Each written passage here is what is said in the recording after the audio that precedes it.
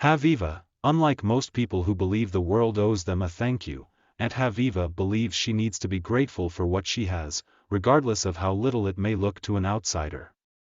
In the morning, when she walks to the intersection near her house, she shakes hands with drivers and sometimes asks them to get out of their cars so that she can give them a brave morning hug. Drinking morning coffee, watching her from a sidewalk table, one realizes her behavior is certainly borderline. And even crosses the line for sure. However, Aunt Haviva has a simple explanation. After all, she thinks confidently, who knows, perhaps this driver I hugged this morning won't drive too fast. He won't curse another driver. He won't overtake. He won't steal a lane. He won't be angry at himself. He won't cause an accident that will change the lives of one wife and 2 or 3 children as well as a friend and acquaintance and also a grandfather already my age, around 10 o'clock.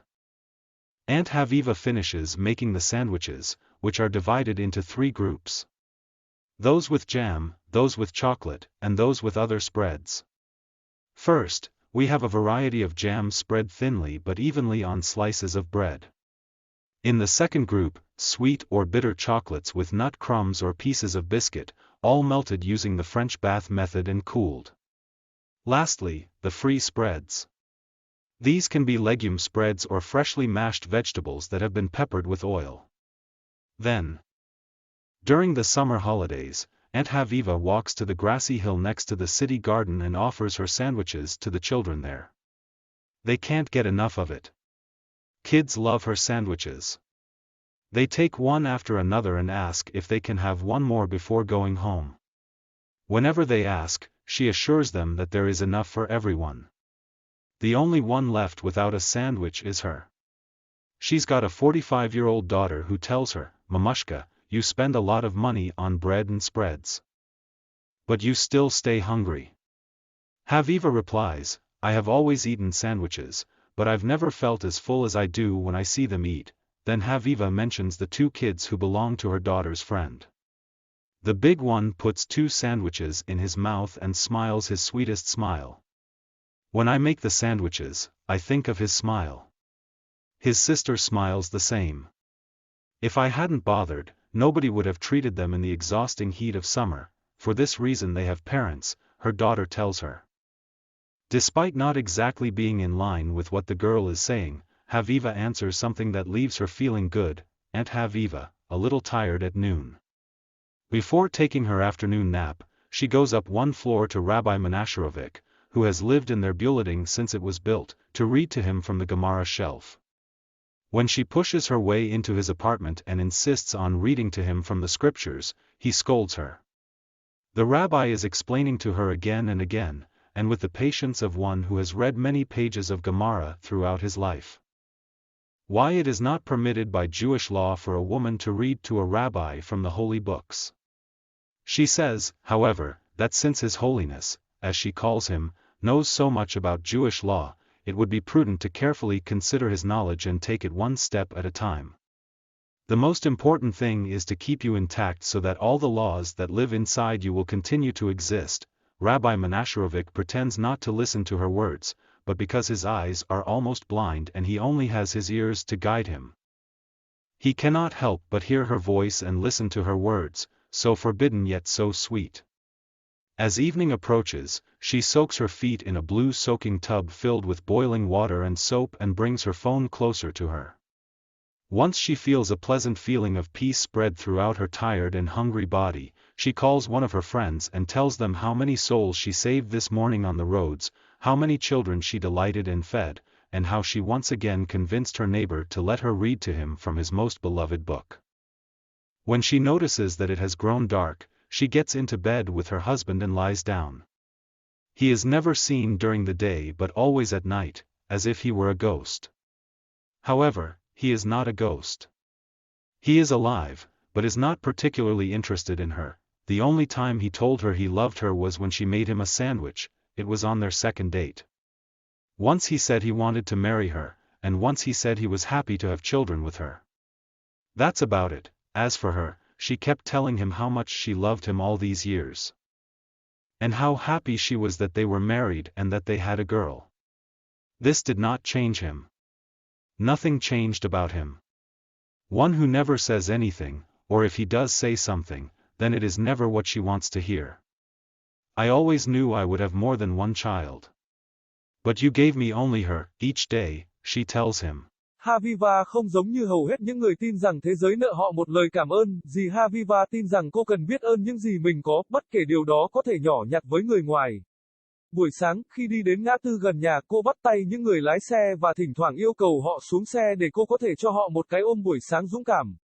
Uống cà phê buổi sáng, quan sát cô ấy từ một chiếc bàn vỉa hè. Người ta nhận ra hành vi của cô ấy chắc chắn là có ranh giới, và thậm chí là vượt qua ranh giới chắc chắn.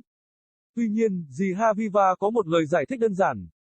Sau cùng, cô tự tin nghĩ, biết đâu, có lẽ người tài xế tôi ôm sáng nay sẽ không lái quá nhanh.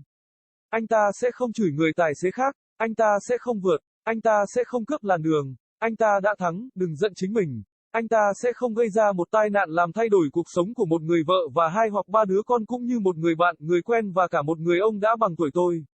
Ngoặc kép chấm, khoảng 10 giờ, dì Haviva hoàn thành việc làm bánh mì sandwich, chúng được chia thành 3 nhóm.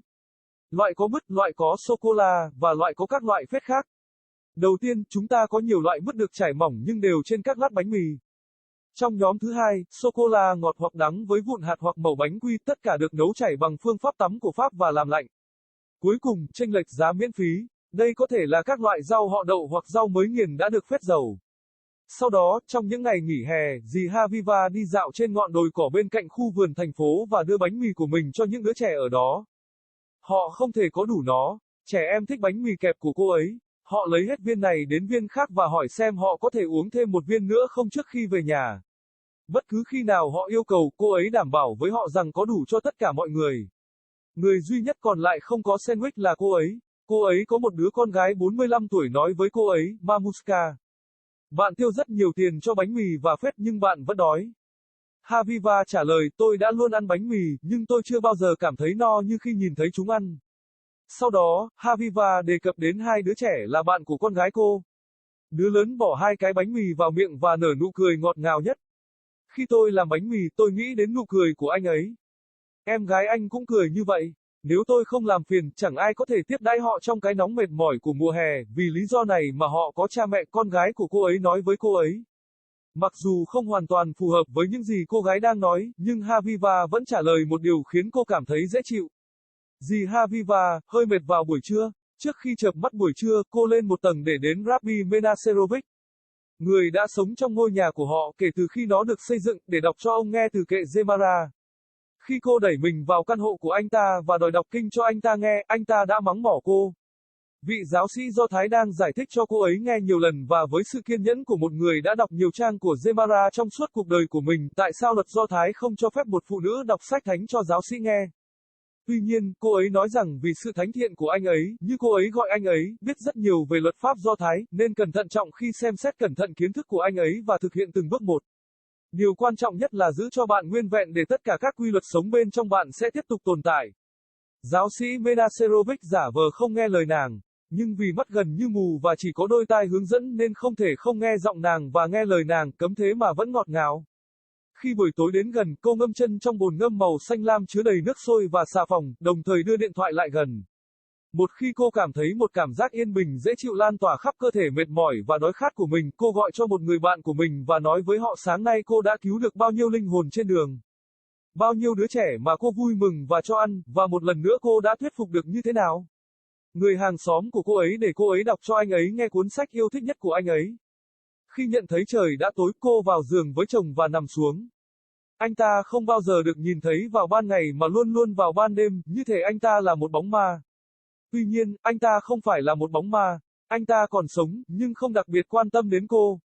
Lần duy nhất anh ấy nói với cô ấy rằng anh ấy yêu cô ấy là khi cô ấy làm cho anh ấy một chiếc bánh sandwich, đó là vào buổi hẹn hò thứ 2 của họ.